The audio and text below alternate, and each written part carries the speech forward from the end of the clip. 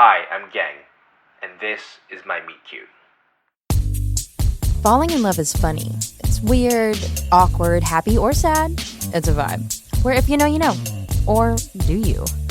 More than anything, it's personal and all around us.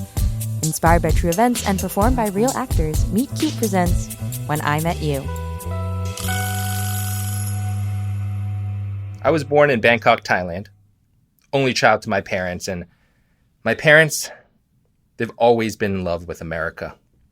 My dad, he grew up during the Cold War, and America had a number of bases in Thailand because of Vietnam, and he remembers so vividly the American planes flying overhead when he was a boy and dropping pamphlets.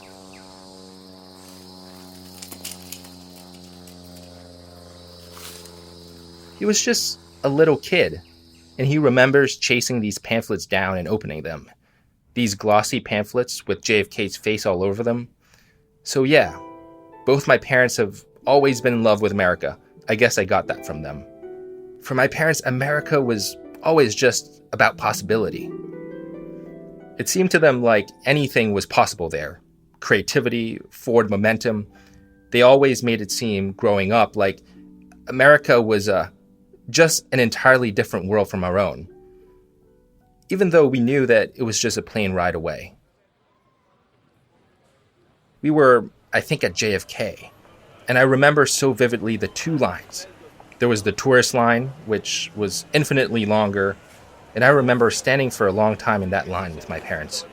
But then there was the citizens and permanent residents line, which now I can go through, but I remember at 10, looking at that line and watching people just walk through, hearing the customs officer say, "Welcome home."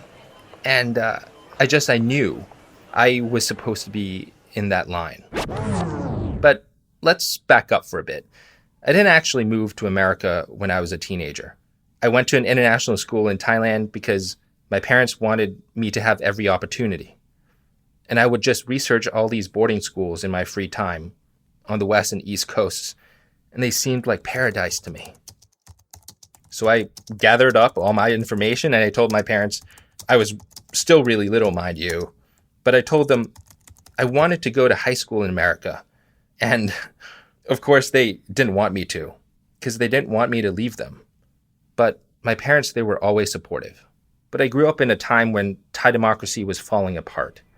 There was a coup that I remember, a military takeover. And I remember my parents being upset about it.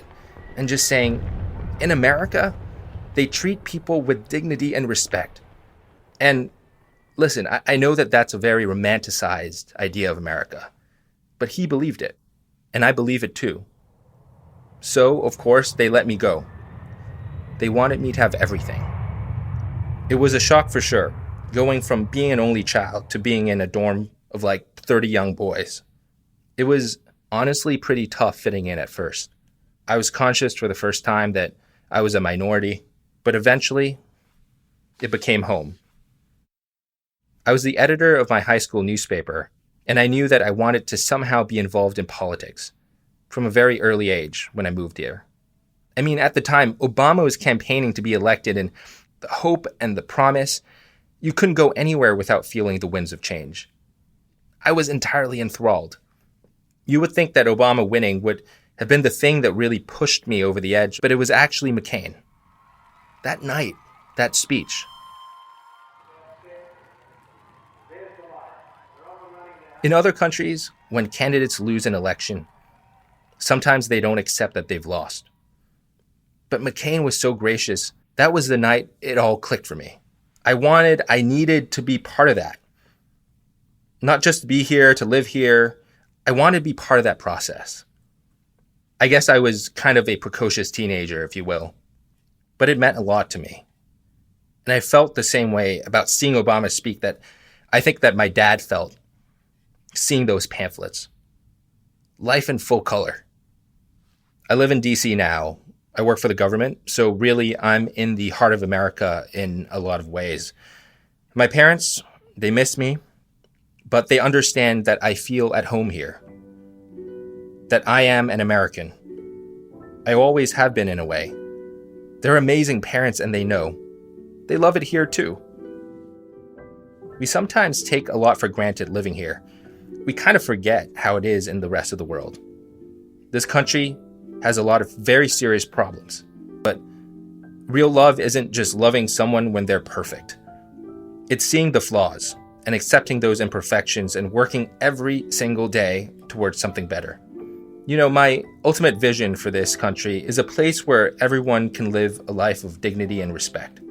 The type of place that can offer hope to anyone around the world, that can serve at that ideal that my father always thought it was. And guess what? I get to be part of that change now. That work toward being a more perfect union.